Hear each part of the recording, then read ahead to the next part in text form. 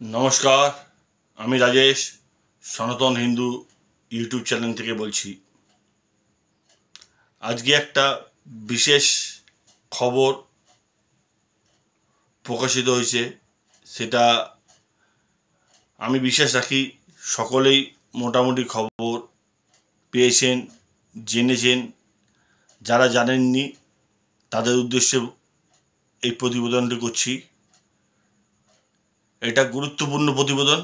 মনোসংযোগভাবে ধীর স্থিরভাবে শুনবেন। যদি ভালো লাগে তাহলে শেয়ার করবেন আর কমেন্ট করবেন ভুল বললাম কি ঠিক বললাম। প্রথম হলো, আমাদের গৃহমন্ত্রী স্বরাষ্ট্রমন্ত্রী অমিত শাহ বলেছে, আজকে মিডিয়ায় দেখা গেছে, সোশ্যাল মিডিয়ায়, যে ওয়াকফ বোর্ডের ডিসিশন নভেম্বরে সে হবে। ওয়াকফ বোর্ডটা কী জিনিস আমাদের 70% লোকই জানি না ওয়াকফ বোর্ডটা কী। ওয়াকফ বোর্ডটা এমন একটা বোর্ড, জওহরলাল নেহরু এক বিশেষ সম্প্রদায়ের কাছে দিয়ে গেছে, যে তারা আপনার বসত বাড়িতে যদি এসে বলে এটা ওয়াকফ বোর্ডের জমি, আপনাকে উচ্ছেদ করে দিতে পারবে। আপনি থানা, পুলিশ কোনো জায়গায় গেলে কিছু হবে না। তার কারণ থানা এসব কেসে হাত দেবে না, আর লোয়ার কোর্টে এসব শুনানি হবে না। আপনাকে সুপ্রিম কোর্টে যেতে হবে। সুপ্রিম কোর্টে যাওয়ার মতো ক্ষমতা খুব কম লোকের আছে, আর সুপ্রিম কোর্টে জাজমেন্টশিপ দেওয়ার ক্ষমতাও খুব পার্সেন্টেজ কম। এই পরিমাণ ওয়াকফ বোর্ড বিভিন্ন জায়গায়, বিভিন্ন বলতে গেলে পুরো পশ্চিমবঙ্গ বলছি, সরি ভুল বললাম, পুরো পাকিস্তান যতটা জায়গা আছে ততটা জায়গার চেয়ে বেশি জায়গা ওয়াকফ বোর্ড নিজের কন্ট্রোলে রেখে দিয়েছে। তারা আবার দাবি করছে ওয়েস্ট বেঙ্গলের, আমাদের রাজভবনটা ওদের।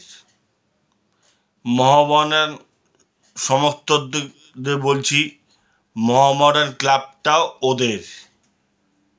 ওদের সম্পত্তি। ইডেন গার্ডেনটা ওদের সম্পত্তি। সব কিছুই ওদের সম্পত্তি। ওরা দেখাচ্ছে যে লজিক্যালি হিন্দুদের আগে, এখন আমরা সনাতনী হিন্দুরা যেখানে বসবাস করছি, তার আগে সেটা মুসলমান, মোগল, মরুদস্যু, শোষণকারী, তারা এসে দখল করেছিল। তারা যদি দখল করে থাকে, তারপরে তো ব্রিটিশের ছিল।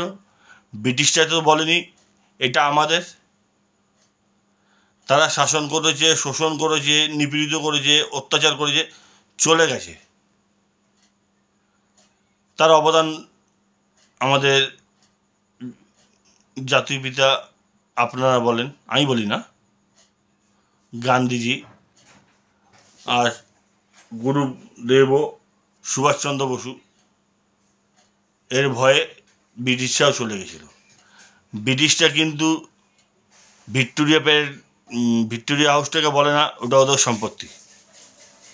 রাজত্ব করেছে, চলে গেছে, ছেড়ে দিয়ে গেছে, এইটাই সিস্টেম। আচ্ছা, তার আগে যদি আমি এবার ইতিহাসের পাতা যদি খুলতে থাকি, মোগলের আগে কারা কারা ছিল? আমাদের মতো সনাতনী হিন্দু ছোট ছোট রাজারা, যারা নিজেরা মারামারি করতো, সে সমস্ত রাজারা ভারতবর্ষের বুকে কি বলে এটাকে, সাম্রাজ্য বিস্তার করেছিল। তাদেরকে ভেঙে মোগল পাঠান, জলদস্যু মোগল, চরিত্রহীন মোগল, তারা এসে শোষণ করে গেছে। তাজমহল বলেন না, তাজমহল বড় শাহজাহানের বড় সমাধিস্থ, তাজমহলের মমতাজ মমতাজ কে ছিল? শাহজাহানের সেনাপতির বধূ ছিল।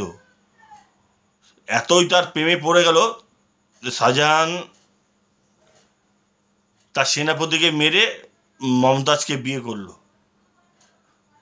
ও প্রচুর বিয়ে করেছে, সে অগণিত বিয়ে, আমি এসব কথা তুলতে চাই না। তার মধ্যেও একটা কথা বলছি ছোট্ট করে, হয়তো জানেন না, তাজ মমতাজের মেয়েকে যে, সেটাকেও শাহজাহান বিয়ে করে নিজের কাছে রেখেছিল, তাকেও ভোগ করেছিল। ওসব প্রসঙ্গ থেকে সরে আসি, মেন কথায় আসি। ওয়াকফ বোর্ড যেইভাবে বাড়তে আরম্ভ করেছে, ওদের সারা ভারতবর্ষটাই ওদের দাবি হিসাবে, সারা ভারতবর্ষটাই ওদের, এই নিয়ে প্রতিবাদে নামুন। তা না হলে কিন্তু আপনার বাড়িটাও কোনোদিন ওয়াকফ বোর্ডের লোক, কোনো একটা চিঠি এসে যখন আসবে, তখন কিন্তু কেউ বাঁচাতে যাবে না। ওয়াকফ বোর্ডের থাকবে মুসলমান বিচারপতি, ওয়াকফ বোর্ডের মুসলমান আইনজীবী, মুহুরি মুসলমান। সেখানে কিন্তু বিচার পাবেন না, আপনার ভিটে বাড়ি থাকবে না। আপনার পূর্বপুরুষ যেটা ছেড়ে গেছিলো, দিয়ে গেছে, সেটাকে আপনি রক্ষা করতে পারবেন না। সেই জন্য ওয়াকফ বোর্ডের জন্য আমরাও সাইন করেছি, আপনিও হয়তো করেছেন সাইন, কিন্তু আজকে মনটা একটু ভালো লাগলো যে নভেম্বরের মধ্যে ওয়াকফ বোর্ডের ফয়সলা করে দেবে। তার কারণ হলো, পাকিস্তানের মতো অত বড় জায়গার চেয়েও বেশি জায়গা ওয়াকফ বোর্ডের কাছে রয়েছে। কী জন্য রয়েছে, কেন রয়েছে? সরকারি সম্পত্তি নাকি এটা?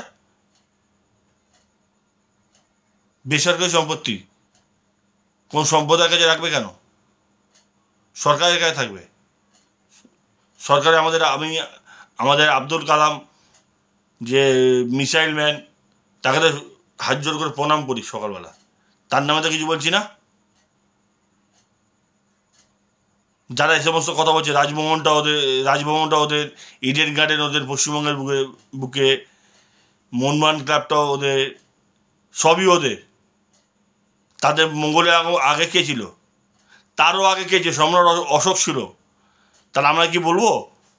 আফগান, পাকিস্তান, শ্রীলঙ্কা, তাজিকিস্তান সবই আমাদের।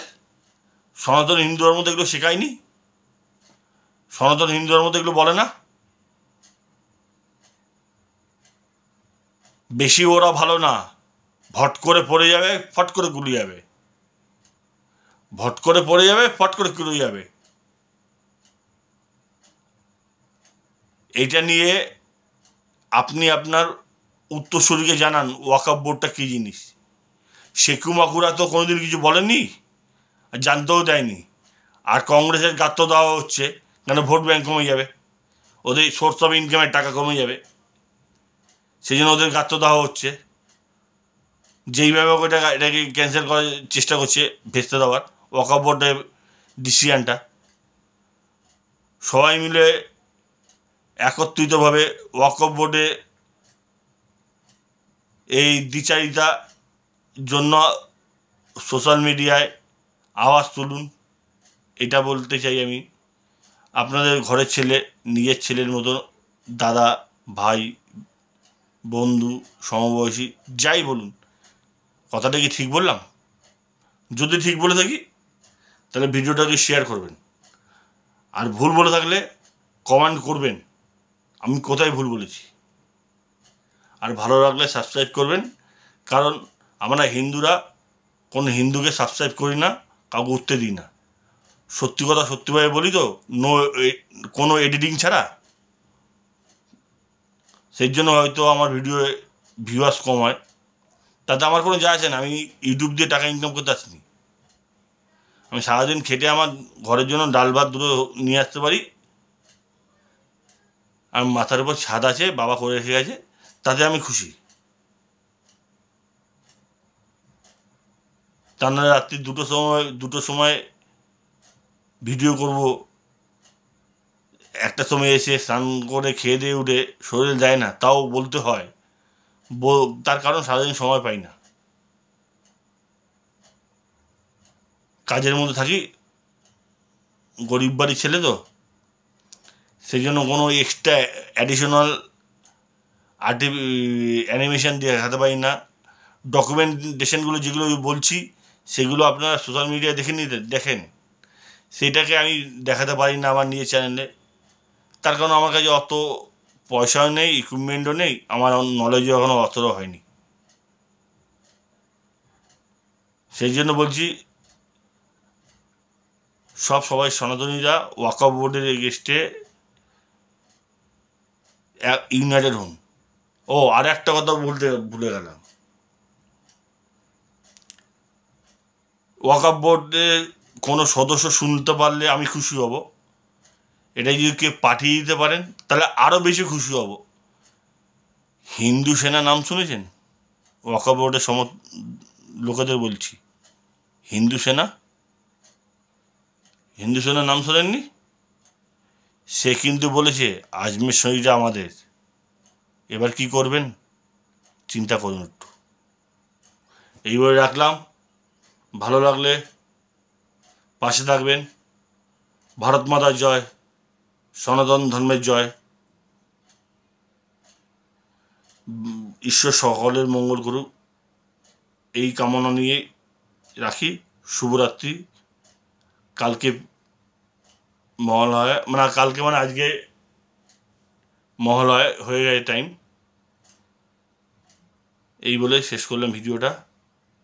প্লিজ আপনাদের কমেন্ট পাসের জন্য, কমেন্ট শোনার জন্য আমি অধীর আগ্রহে বসে থাকলাম।